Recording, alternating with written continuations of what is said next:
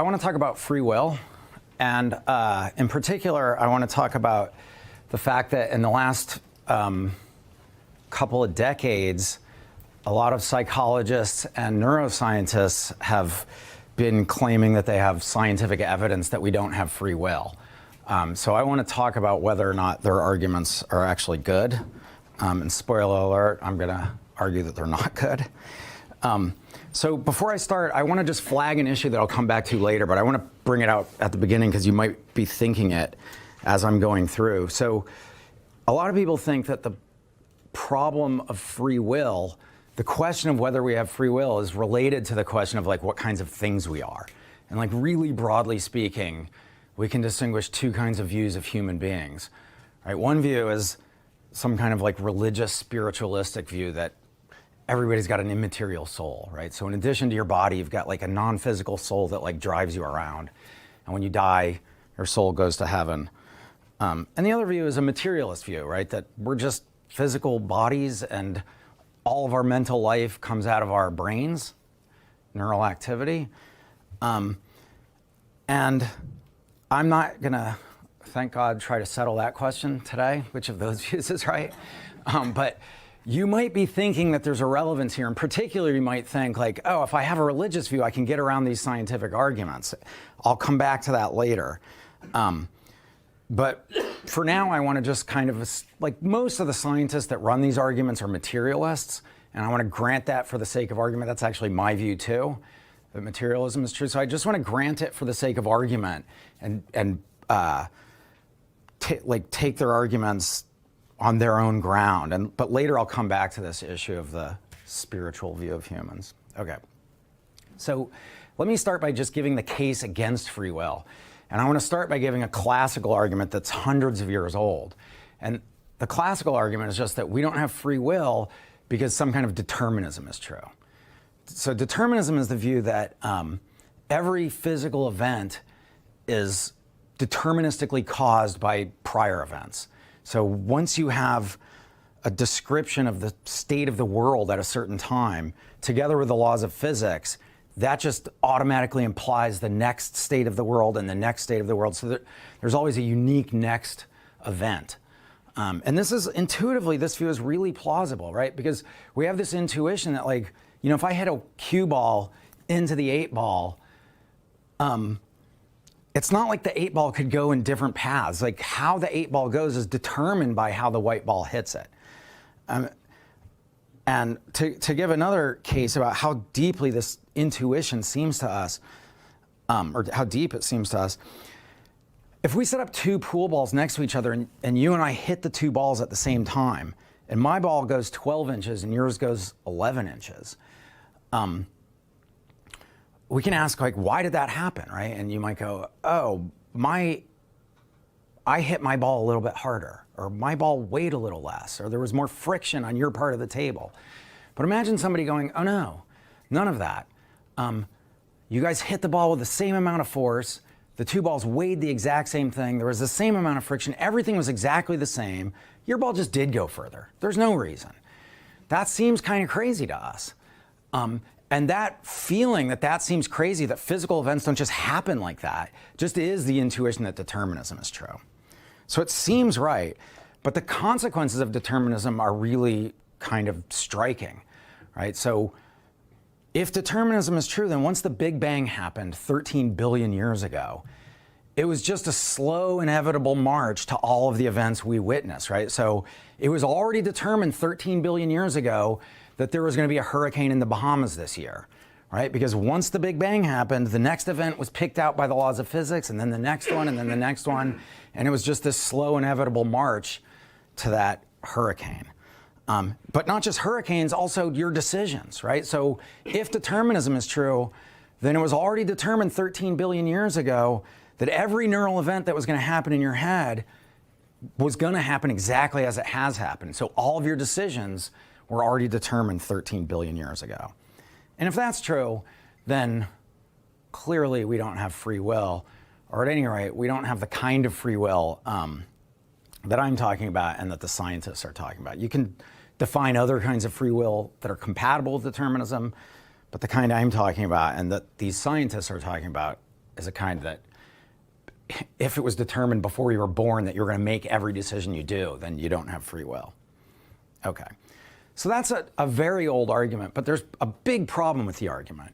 And the problem, which probably a lot of you are aware of, is that it just relies on this intuition that determinism is true. But one thing we learned in 20th century physics is that determinism is actually a very controversial empirical claim, and our best theory of fundamental reality, namely quantum mechanics, is a probabilistic theory, and whether there's like a layer of determinism under the theory is very controversial, and there's basically no good evidence that determinism is true. So it's an empirical question whether determinism is true, and there's no evidence for it. So the argument, that classical argument for free will, seems like not very good. But it's a short-lived victory for free will because we can fix up the argument, right? And in fact, I want to tell you two ways to fix the argument. One's sort of a philosophical argument, and the other is a scientific argument. So the philosophical argument goes like this. Look, it doesn't matter if determinism is true, because, look, if there are undetermined events, an undetermined event is an event that just happens. So it's uncaused and it's random. And random is no more compatible with freedom, with the kind of freedom we sort of intuitively imagine ourselves to have, as determinism is. So it looks like there are two, you make this decision and there are two possibilities. One is it's caused. And if it's caused, it's determined and it's not free for that reason. And the other possibility is it's not caused, in which case it seems like it's random. It just like popped into my head or something, and then it's not free either. And so whether it's caused or uncaused, it's not free in either case. So there's a philosophical argument that still talks about determinism but doesn't rely on determinism against free will. But there's also a scientific argument that fixes the argument in a different way. And it goes like this. Look, it doesn't matter if universal determinism is true. It doesn't matter if every event is causally determined. All that matters is whether your decisions are causally determined. And we have scientific evidence that they are. And the evidence comes from psychology and neuroscience, right? And so the psychological arguments are older, and they go kind of like this. Like over the last 100 years, we've built up a kind of a mountain of evidence for the claim that lots of what we do is caused by stuff that we're, like unconscious stuff that we're totally unaware of. Right? So just to name one example of this, and this is something, I'm sure a lot of you guys have heard this stuff in like Psych 101 class. Like if you own a cinema and you're showing previews of coming attractions to people, and you splice a single frame of a bag of popcorn into the movie, it goes by way too fast for anyone to consciously see it. So nobody's aware that they saw a bag of popcorn. But the probability that you're going to get up and go buy a bag of popcorn goes up, right? And so clearly your behavior is being caused by unconscious stuff that you have no awareness of. And that's supposed to undermine the idea that we have free will. Okay, so that's an example of the kind of thing that psychologists say. So now I want to tell you about two arguments from neuroscience. And the story here starts in the 1960s, when neuroscientists found something they called the readiness potential. And the readiness potential is a certain kind of neural activity that occurs just before voluntary actions. So they found that in the 60s. And then in the 80s, there were these studies done by a neuroscientist named Benjamin Libet. And he had the idea, I think his original thought was, maybe the readiness potential is just the conscious decision, and that's what's happening right before the action. So he wanted to establish a timeline for the conscious decision to act and the readiness potential and the act itself. So he did this study where he wired people up, and he gave them the instructions that whenever you, I want you to flick your wrist at some point. As soon as you feel the conscious urge to flick your wrist, do it. And they were watching this big clock with a second hand that went, basically measured time in milliseconds. And the subjects were supposed to report the exact moment at which they felt the conscious decision to move. And what Libet found was that the readiness potential arose about a half a second before the conscious intention to act. So, unconscious brain activity, conscious decision to act. And so the conclusion Libet drew, and basically all the psychologists and neuroscientists agreed with him, was, oh, well, the brain's already doing it before consciousness even enters the picture. So we don't have free will in that intuitive sense. Consciousness is just sort of pulled along for the ride, like noticing what's going on, and you tell yourself this story like, oh, I decided to do it, but really the brain was already doing it before you were aware of it. Okay, so this was extremely influential, and there's been a ton of follow-up studies. And I just want to tell you about one recent study that's a lot more striking. And it's done by a neuroscientist named John Dylan Haynes. And what he did was he gave subjects two buttons, one for their left hand and one for their right hand. And it was a very similar setup. So he told them at some point, pick which one you're going to choose, left or right. And as soon as you decide, push it. But also he gave them this way of reporting back the time at which they decided. Okay? And they were picking between left and right now instead of just to move. And here's what Haynes found. 7 seconds prior to the conscious decision, he found brain activity that predicted whether people would pick, whether they would push left or right. So when you hear that, you're like, what? Like a neuroscientist looking at my head 7 seconds before I pick what flavor ice cream I want, they can tell me what I'm going to do? You're like, okay, so definitely we don't have free will, if that's true. Okay, so there are the arguments. And I want to respond to them. But before I do, I want to come back to this thing about the religious view of humans. And because you might be thinking, look, if you think a human being is a physical machine, then it's no wonder you get the result that we don't have free will. But if you think we have like a non-physical soul in addition to the body that's not like subject to the laws of physics, then we can make room for free will. But I just want to point out that it doesn't really help answer the arguments if you believe in a soul, right? So help yourself to a soul. And I mean, so let's just look at the Haynes argument, right? He's going to go, look, believe in souls if you want. Here's the reality still. Before your soul makes a decision, 7 seconds prior, I can tell you what you're going to do. So help yourself, believe in the soul, but it's not solving the problem. So that's the scientific argument. And even the philosophical argument seems not to help because, I mean, so here's a little bit of a background point. Even if you believe in souls, it can make perfect sense to talk about your decisions being caused because they can be caused by mental stuff, right? So here's a case. Imagine we've got a person, Rachel, and she wants to go visit her mom, or let's put it this way, she has to go visit her mom. She doesn't really want to. And she can either fly or she can take the train. But she's deathly afraid of flying and she loves the train. And the train's gonna take 10 hours instead of 2 hours, which means she's not gonna have to spend as much time with her mom. Plus, she's been wanting to read this novel, and if she sits on the train for 10 hours, she's gonna be able to read it, so she's like, I'm taking the train. Okay, so now we ask, why did she make that decision? And it seems like even if you believe in souls, you can go, well, because she had these beliefs and desires and so on, and that caused her to make this decision. Now, you don't have to say that if you believe in souls, but you can. It makes perfect sense. Well, let's just say this. I'm not going to claim it doesn't make sense. So if you believe in souls, you can still talk of causation of decisions. But now you get the same dilemma. Is Rachel's decision caused? Yes or no? If it is, well, it's not free because it's determined. And if it's not, it looks like it's just random. And so it's not free for that reason. So it's not clear that appealing to souls is going to help solve the problem anyway.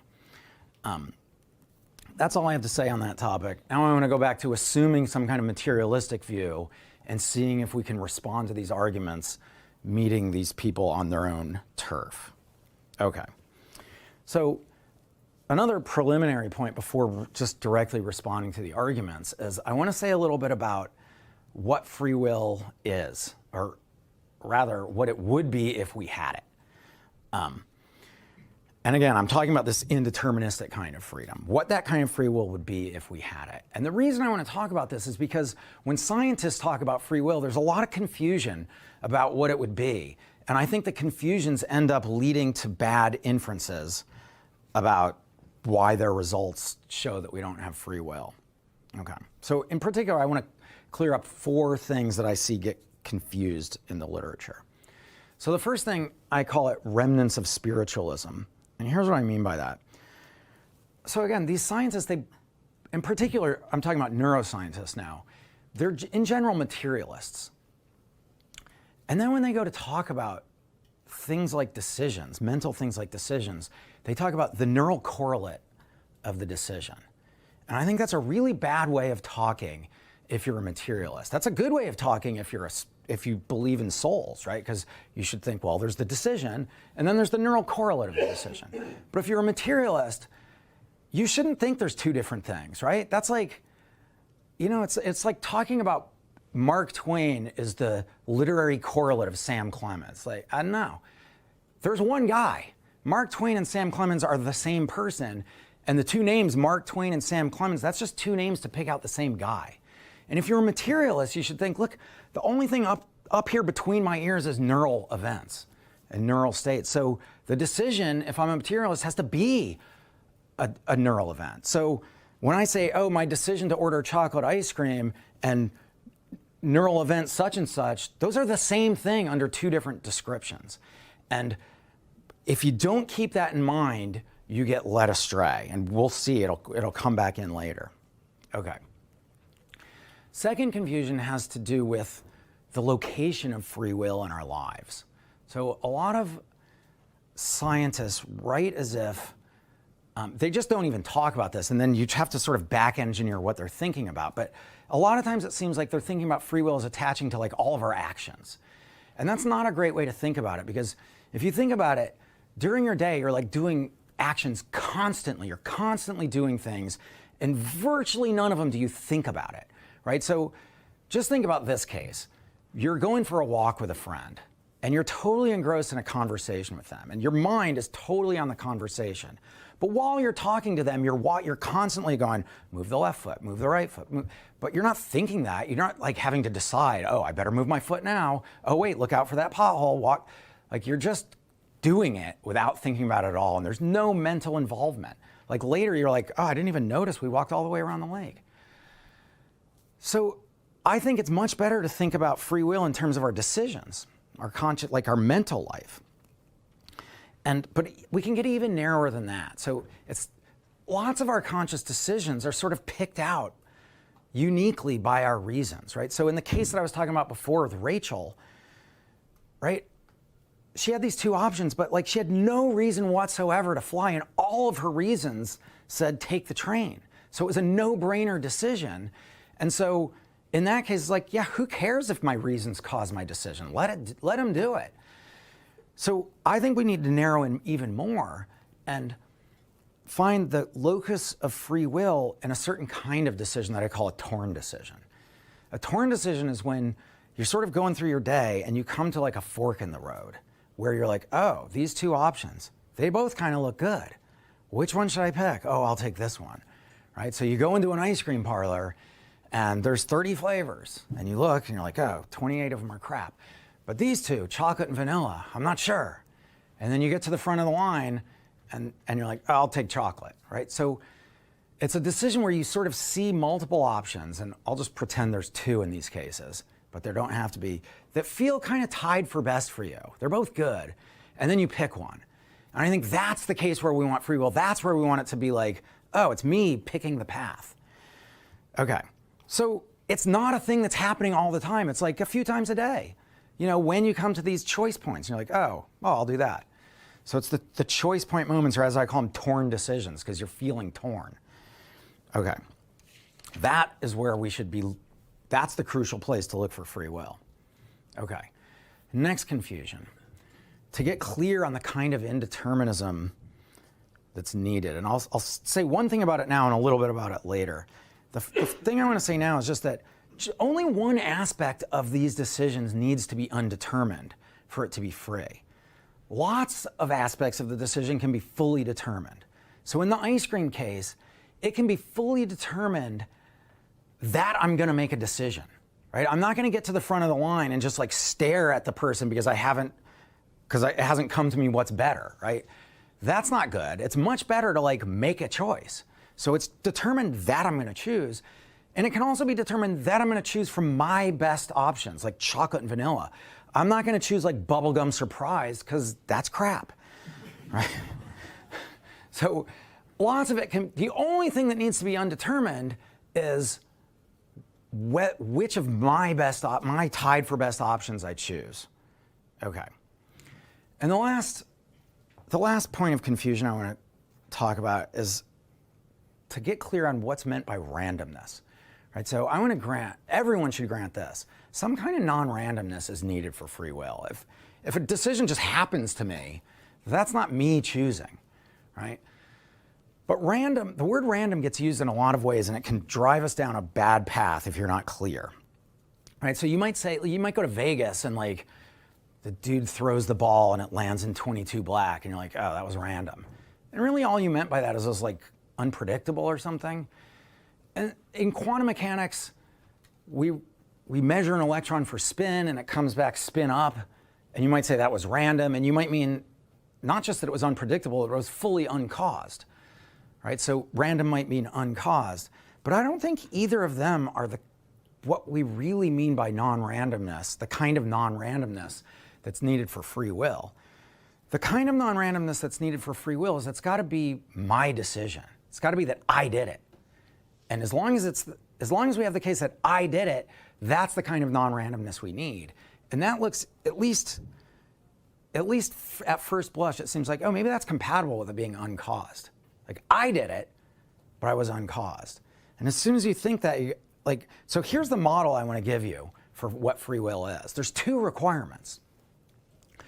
It's got to be non-random and it's got to be undetermined. And you can think of these together in the following way.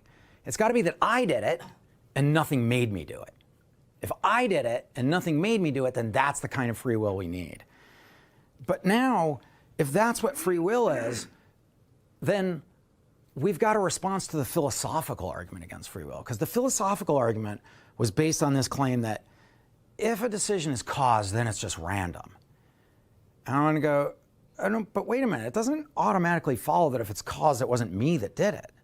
We got to think that through a little more. Those are two different ideas. Now, maybe it'll follow in some way, but I want to try to convince you that not only will it not follow, but in fact, the opposite is true.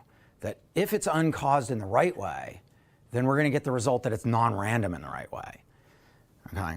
And so here's how the argument goes. And like, it's a long argument. I'm going to sort of boil it down a little bit, but here's a way to think of it. And it's related to this issue of the neural correlate of the decision that I was talking about before. So if indeterminism is true, then there are some undetermined physical events.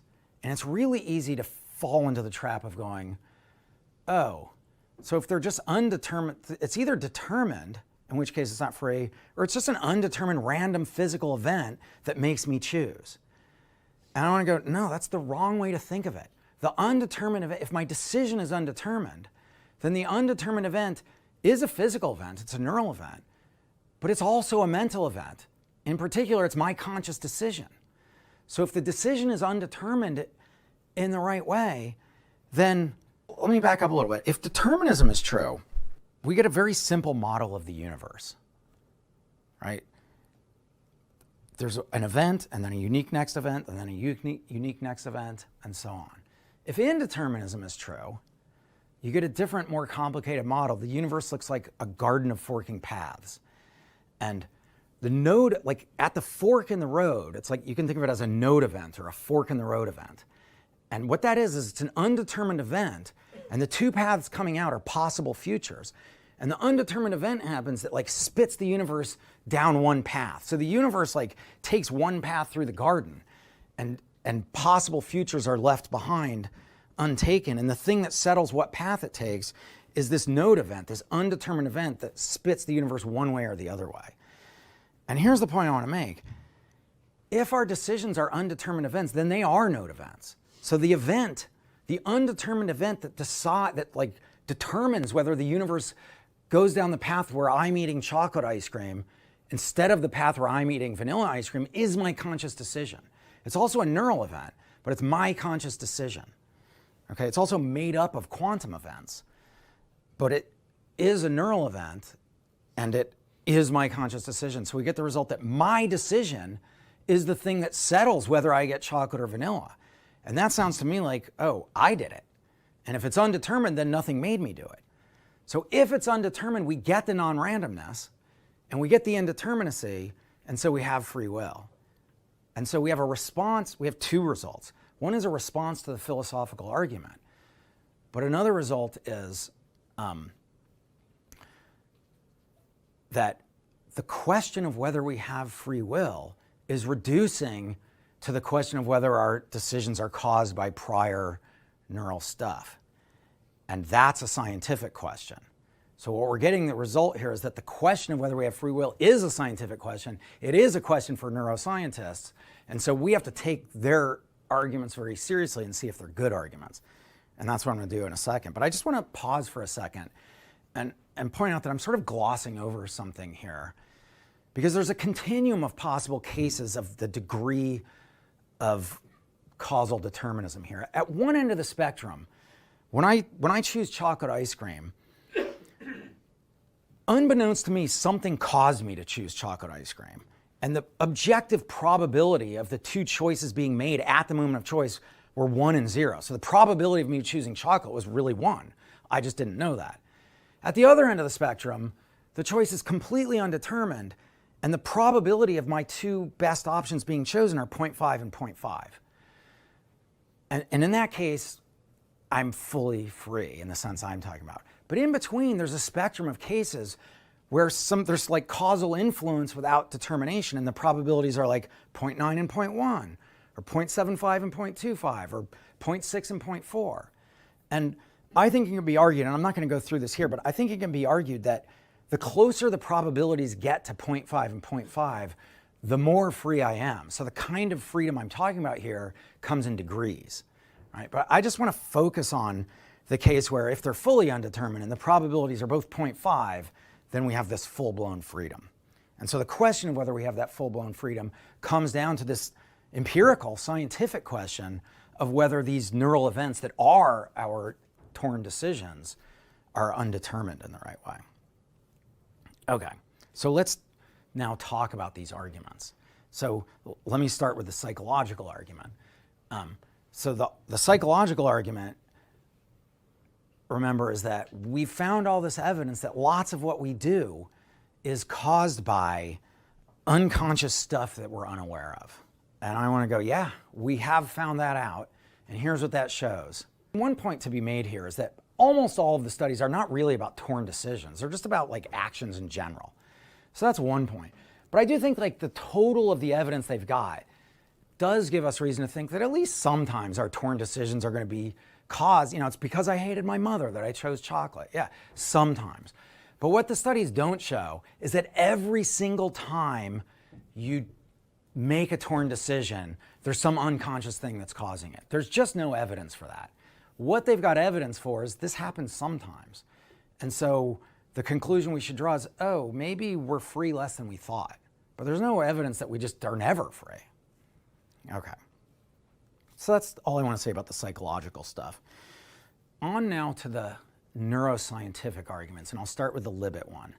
And there's just one crucial problem with the argument. So remember, his argument is we found this readiness potential, this neural activity that's before the conscious decision.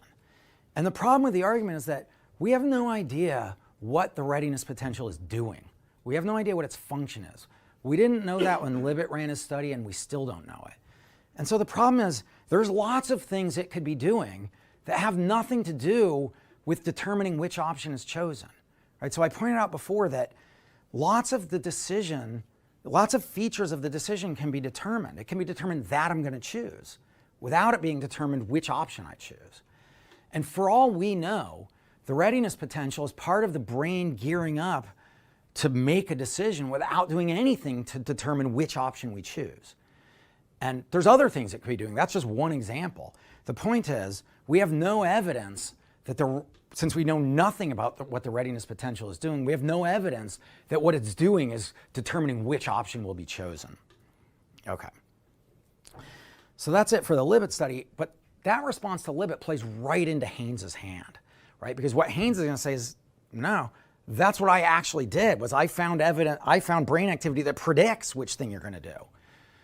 So, and again, it's 7 seconds out, so it's a very striking result. And so we need to respond to this. And so that's what I'm going to do. But before, so like when you hear that result, you're like, whoa, that's crazy. But then if you go and read the article, like the journal articles where the results were published, you're like, oh, and like, you know, it's like new shit has come to light. Now I think I have a response to this. So let me just point out a couple things that are going to be relevant later that struck me when I was looking at the article. So one thing is that the region of the brain where Haynes found this activity was not, he didn't find it in a part of the brain that's normally associated with free decisions. He found it in a part of the brain that's normally associated with the formation and storage of long-term plans. So that's one point, and just put it on the back burner. I'll come back to it. A second point is, he couldn't predict what people were going to do 100% of the time. He could do it 60% of the time. Now, if you use flipping a coin to predict what people are going to do, you'll get it right 50% of the time. So he's 10% better than that.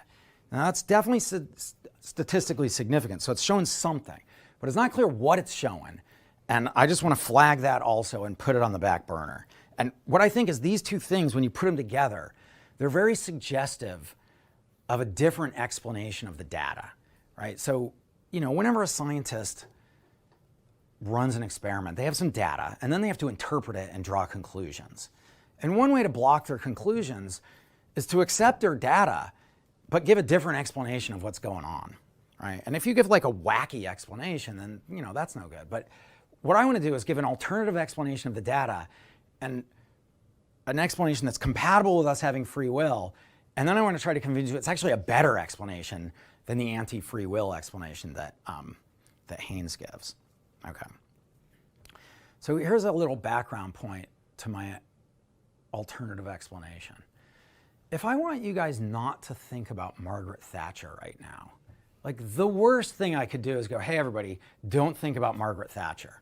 Right? Like if I don't say that, nobody's going to think of her. But it's the second I say it, even if you want to obey me, it's like somehow hard not to think about Margaret Thatcher, right? And that seems true of decisions too. Like if I tell you guys 60 seconds from now, I want you to pick a number between 1 and 2, but don't do it yet. Like it's hard not to think of. Now you might be able to do it and like distract yourself, but it's kind of hard, right? And here's another thing. Given what we know about humans and subconscious stuff going on, you might subconsciously pick one of those two numbers without even realizing you did and like store a plan to it or like prime the number 1 or the number 2. In fact, this seems like a really plausible hypothesis.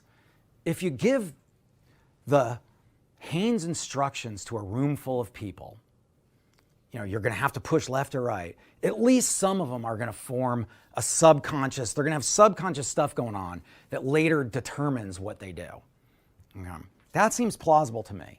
But that just gives us an alternative explanation of the data, right? So here's the explanation.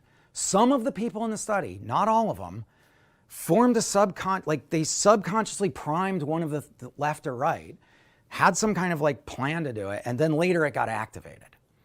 Now, if that's the right explanation, it's no problem at all for free will, right? Because if that's the right explanation, here's what it's showing. It's just confirming what we already knew from psychology, that some of what we do is causally influenced by subconscious stuff. Not all of it, but sometimes. So there's no, if this is the right explanation, this is not like the death nail for free will. It's rather just more evidence that sometimes we're influenced by subconscious stuff. Okay. So now let me give you 3 arguments for thinking my explanation is better than Haynes's. First argument, the 7-second time gap. So this is a bit ironic because when you first hear the result, you're like, that's the crazy thing that makes you go, what? But when you actually think about it for a minute, you're like, oh, that's part of what undoes the argument. Because the problem is human decisions don't take 7 seconds, right? We all know that. Anyone who's ever made a decision knows that, but there's also evidence that humans can make decisions in like a half a second. So whatever Haynes found 7 seconds out is not the decision, it's something else, right? And so, and his explanation is like, oh, that's already the brain making the decision. Well, that doesn't look plausible. Second argument, the fact that the brain activity he found was in a region of the brain normally associated with the formation and storage of long-term plans, that fits perfectly with my explanation, but not at all with the explanation that this is somehow part of the decision. And the third argument for liking mine better is just the fact that he's 60% at this and not 100%. That fits perfectly with the view that like some of the people like primed it and are subconsciously influenced, but not all. And it doesn't seem like he has any explanation of this on the idea that it's part of the decision. So there's some reasons for thinking the explanation of his data that actually is compatible with free will is better than the one that's incompatible with it. Okay, so I don't think any of these arguments work, but I just want to give a little warning. What I have not done here is argued that we have free will. I've done something a lot more scary if you like free will. I've argued that this is actually a scientific question. These people are on the right track. They haven't done it yet, but future evidence could show that we don't have it, or future evidence, future theorizing and evidence might show that we do. But right now we should think this is an open question, and it's mostly an open question for neuroscience and maybe physics also. Like if physics shows us that determinism is universally true, then that would settle it.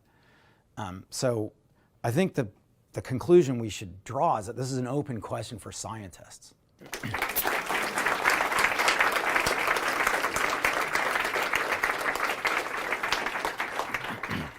Why is it common that free will is thought to be in the conscious mind, not the unconscious mind? Well, look, free will is one of these words that gets used to mean different things by different people. And I sort of very quickly at one point talked about a kind of free will that's compatible with determinism. A lot of philosophers like that. Scientists hate that. You can define lots of different kinds of free will. So you could define a kind of free will that's in the unconscious mind. But I was trying to capture this sort of like folk notion of free will we have, where it's like, oh, I'm the captain of my ship. And what we mean by that is like, I make the decisions and that's what settles the way it goes. And if it turns out that like, oh, there's like subconscious stuff I don't know about that's like driving the ship, that kind of that doesn't fit great with the intuitive pre-theoretic notion. You could define another notion and like think and theorize about that, but it would be a different kind of free will, and I think it would be not the kind of free will that like we intuitively, the one we learned about on our grandma's knee or something.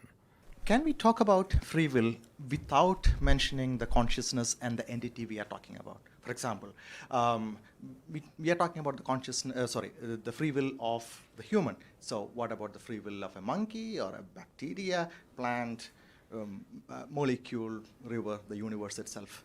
Yeah. Well, monkeys are conscious, I would guess.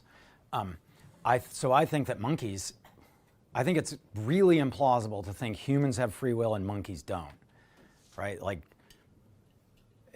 So you have there's an evolutionary chain, and you have to think about, so we have language and they don't, or at least sophisticated natural spoken languages and they don't. Free will seems to me lower down the level than a language, and it seems really plausible to me that if we've got that kind of indeterminism in our brains, then they do too. So I have no problem with the idea that monkeys have free will, and I would suspect that the answer is either yes for both of us or no for both of us. If you go down to, as you go down, can parakeets have free will? Well, I'm okay with that. But if you start going down to trees, so it's a thing that's not conscious at all, then I think that what I want to say is sort of this. Well, you could define some kind of free will, like the tree like turns to the sun, but that's just a very different kind of thing than what we usually mean by free will, which is like a conscious decision, is like this, like the locus of free will, like of what we want is like when I go, oh, I'm picking this, like, and that's just. I don't want to argue that that's the right view. I just want to go, that's the kind of free will I have in mind. And if you want to define a kind of free will that involves a tree turning to the sun, that's fine. That strikes me as a different enough notion that we should probably have two different terms, like free will 1 and free will 2 or something. And then that's fine. I have no problem with it. But it doesn't seem that a tree can have free will in the sense that I'm talking about. I hope I'm not simplifying things too much, but if you hold a materialistic view and you find with simulating your own self with the physics that's going on in your brain, then whether this physics is deterministic or not, like, wouldn't it just always be free will? So, if you see what I mean? Yeah. So I think I see what you can mean. always say, I made the decision. Yes. Because this is me. Yeah. So so let me say a little bit more about it now. So this is a very popular view among philosophers. And it's a very old view. It's not clear who was the first person to hold it, but it was made very famous by David Hume. And like, when was he writing? The 17th century, 18th century? The idea is this. Being free is being able to do what you want or something like that. So I've got this conscious decision. It's caused by my beliefs and desires and wants. And what more do you want than that? And here's what I want to do. I want to just go, call that Hume freedom. We have that kind of freedom. That's for sure. Anybody who's ever done what they want knows. Now here's another kind of freedom. The kind of freedom that if it was settled before I was born that I was going to do all of this stuff exactly as I have, I don't have that kind of freedom. Call that undetermined freedom. Okay, so now here's what I want to say to you. My answer to you, instead of using the word free will, let's get very clear. Hume freedom. Ask your question using the term Hume freedom. I'm going, yeah, no matter what the physics is, we know we have Hume freedom. We know it just by like reflecting on ourselves. Now here's another question. Do we have undetermined freedom? Well, you can't settle it by doing that because it could be an illusion, right? It could feel like we're having this undetermined thing, but it's not. And so my question is, do we have undetermined freedom? And I want to grant to you, yes, for sure and certain we have that kind of freedom. I've always felt that in asking this kind of question philosophically, yeah, we're totally at the mercy of the physicists and what which I think you kind of hinted at. I've also always thought when I've had these discussions late at night that what's the difference? Like what is actually the difference between the free will and determined? It would look the same either way. Yeah. There's an example in some of your reasoning. There's something I want to bring up which I think might be interesting. So I'm a free diver. So that means I go underwater, hold my breath, and it's interesting. Like with breathing, like the heart, it just beats and you just breathe. But breathing's a bit different because you can stop it. You can just stop. So when you're underwater and everything's telling you to breathe in your body, you have to override that. And when you start to get several minutes in, then one of the tricks you employ is to consciously engage the subconscious. So I actually call upon my subconscious to take me into fantasies, take me into wherever, to stop me thinking about that I'm trying to breathe. So I'm interested to know what you think about the conscious engagement of subconscious and the sort of complexity that adds to maybe some of that argument. Also, the decision, it's not like I'm going to go get the popcorn or not. It's like every maybe infinitesimally small fraction of a second is that same urge to breathe. And every single infinite, moment, I'm making another decision. No. Sometimes it might be yes and then I reverse it, But like, how does that then play with the probability and statistics part of what you've said? Yeah. Okay. So there's actually two questions there. So let me answer the first one first, which is what difference would it make? And I want to say, like, a lot of people go, oh, it makes all the difference in the world for morality and our legal system and all this. And I kind of feel like, come on. If we got compelling proof from physics, like, it would be big news. And then, a week later, Lindsay Lohan gets a DUI and So I don't think it would be a big deal, but I want to say that here, like just introspectively, like, so I made this decision to order chocolate. Now here's two possibilities. One is the decision was uncaused and the thing that really settled it was my decision. And the other is like, oh, some shit that I wasn't aware of did it. What difference does it make to my life? And I think there's two answers. And it also, I think, depends on just our personalities. Like, of course it doesn't make any big difference. Like, I'll just go about my life and like, I won't be focusing on that uncaused, that stuff that's unconscious. But I also have this feeling that like, I just don't want that to be true. And it's not like, oh, because then, no, it's just because I just don't want it. I want it to be the case that my decision did it. And I think some people are like, oh, I don't care. And others are like, oh, I want that too. So that's basically my kind of flat-footed answer to your what would it matter question. The other question is like super complicated and there's lots to think and say about it. But I haven't much thought, like I agree with you, you can do that. You can engage in, we do that not just when you want to breathe, but like, you're working out and like you have 2 more minutes to go and you're like, just think about something else because I really want to stop. Like we do that kind of thing all the time. And I kind of think most of it, it's super interesting, but I think most of it's tangential to the free will issue because I think that the stream of consciousness is tangential. And I think it's really important to stay focused on the issue of torn decisions and like the fork in the road moment where you're going through your life, blah, blah, and then you hit the road and you're like, oh, should I go with my friend to the movies or stay in and work? Like, I'm going to work. And it's those moments. And if you focus on them, like, I don't think it's a very common thing to go, well, let me engage my subconscious to help me, like maybe sometimes, but so I think it's a super interesting issue, but maybe not super relevant to this issue.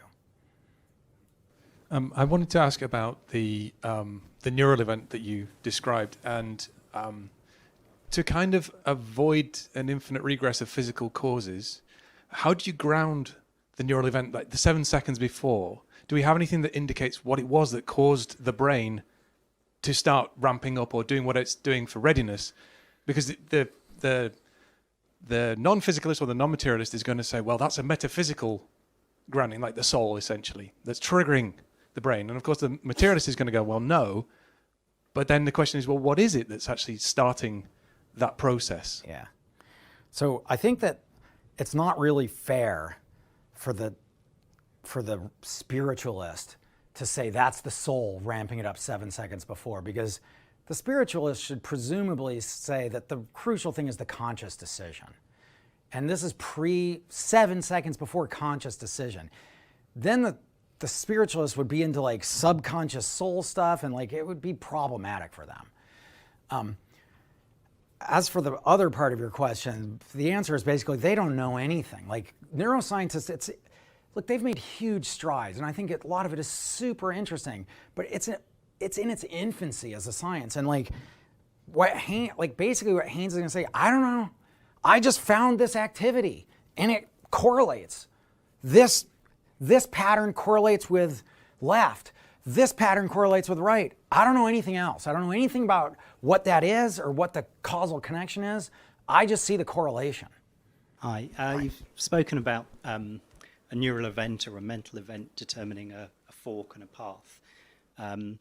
Does that imply that consciousness is something physical in the universe that's able to influence that quantum event to happen or not? Yeah, that's not my view. So this is a really good question. So first of all, I think that if you're a materialist, you should absolutely think that consciousness is a physical thing in the universe.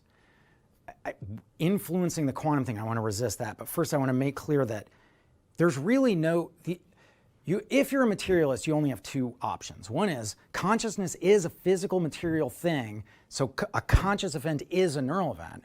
Or you have to say there's just no such thing as consciousness. Because if you're a materialist, there's no room to go, oh, it's this other non-physical, no. You don't believe in that. All you believe in is physical stuff. So if we can all agree that there is consciousness, because we all have an inner life, if you're a materialist, you should go, so it is physical. The conscious decision where I went, I'll have chocolate, is a neural event. Okay. does that influence the quantum stuff? No, that's not the right way to think of it. The right way to think of it is the neural event is made up of quantum events.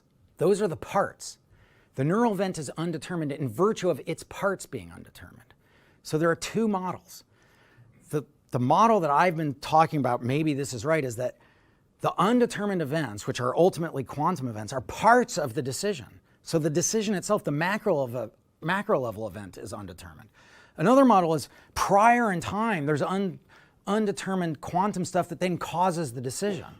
That would be the prior causation, and you don't have free will.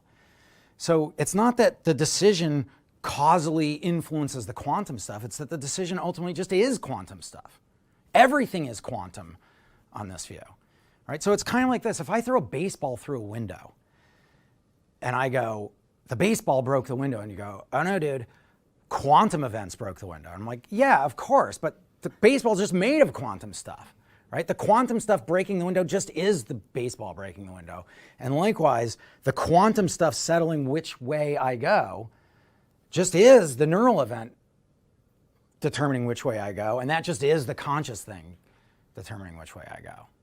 Going back to the intuitions about why we sort of care about this issue in the first place, it seems like most of the time when people make some intuitive argument for free will, they sort of use this idea of counterfactuals, of like, I could make this decision or I could make that decision, and I can think about what both of those worlds would look like. But I guess as you know, when you work with AI, you realize this is just a sort of nice operation to have, to be able to consider things that you could do, and this is, you know, even compatible with determinism. Like, this is what chess computers do, right? Yeah. So I guess, are there intuitive arguments for free will that don't rely on, or that aren't based on ability to evaluate counterfactuals? Yeah, so that counterfactual view is a compatibilist view. So it's compatible with determinism, and so it's back to this question, like, yeah, that's just a different kind of free will that I am not talking about. So that kind of argument for this kind of free will won't work. It's a very good argument for a different kind of free will, right? But for this kind of free will, that won't work. And so your question is, are there other arguments for free will? And I think an argument that some people would run, I don't think there are any good arguments, because I think it's an empirical question, and I think it's a hard question about the causation of neural events. But so I think some people have this kind of view. Well, I've got a very strong introspective intuition that I've got free will, and if there's no scientific evidence against it, that carries the day. And I'm going to go, no, it doesn't, because that could easily be illusory. We don't have access to the causal structure of the brain. So, I mean, while some people want to run arguments that we have an indeterministic kind of free will that aren't scientifically based, I just think those arguments are all bad. And the only way you could motivate it is by advancing a lot in neuroscience and like finding our decisions in the brain, which we're not even near being able to do, finding causal pathways and going, oh, and you know, I don't think we're anywhere near there. So my view is that the answer to your question is no. There's no good argument for free will, for this kind of free will.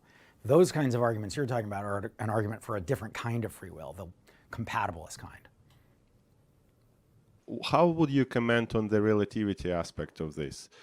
So my point here is all of our study is inherently very anthropocentric.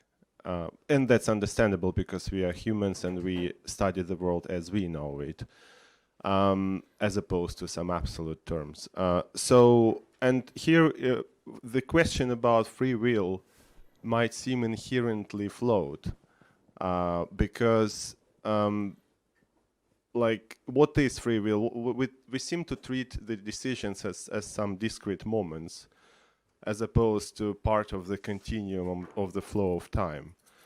And in that continuum, if we dig a little bit deeper, then everything is determined. So yeah, that is my view, but again, my view is predetermined by some of the machine learning data that is in my neural network based on my life experiences, like that my neural network has been exposed to so far because it was predetermined by the universe so far. Yeah. So why, as humans, are we thinking that, for example, gravitation and some other physical forces that we know, what a planet, does a planet or a star make a decision to move No, it doesn't probably, or it does. So this brings us to the point of relativity. So relatively to us, to our consciousness, yes, we have the free will, but in terms of the absolute terms, we don't seem to.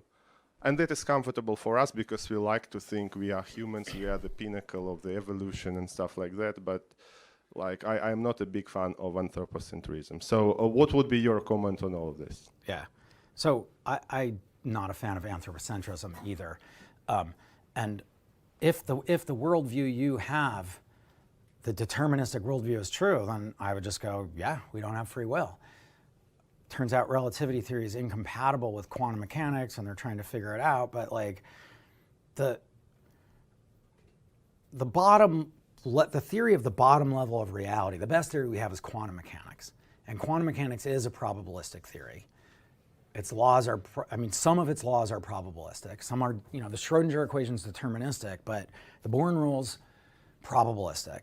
And it's a very open question how to interpret quantum mechanics and whether there's a hidden layer of reality under the quantum layer that's deterministic. So Einstein and David Bohm thought there was. And if Einstein's right, the world's deterministic and we don't have free will. But I just think it's an open question. I don't think you have great empirical reason to believe that worldview. I think it's an open question whether there really is indeterminism at the fundamental level of reality. And I don't want to think of it anthropocentric in any kind of anthropocentric way. I want to say either indeterminism is a feature of reality or it's not. And if it is, then local events at a local point in space-time can be undetermined. And that's independent of worrying about frame of reference or anything like that. A local event, if indeterminism is true, it's true through the fabric of reality, and there are local events all over that are undetermined, and the idea here would be that there are local quantum events that are undetermined, and those quantum events make up a decision in such a way that the decision is undetermined. I take that to be compatible with all the evidence we have, and I don't think that the evidence we have gives us good reason to believe determinism is true, because I think it's an open question in physics whether determinism is true.